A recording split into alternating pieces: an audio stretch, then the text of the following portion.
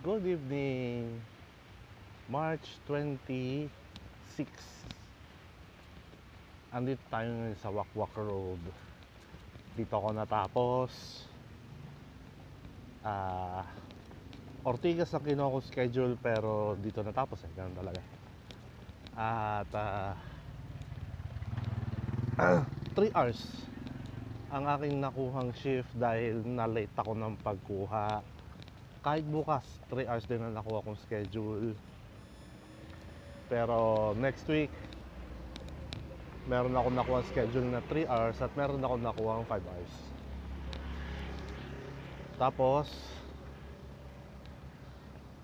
yung ride namin na nagpunta kami ng Gintong Pakpak, matatapos na yung editing noon, malapit ko na may upload. Konting dagdag na lang. So magkita-kita na lang ulit tayo bukas.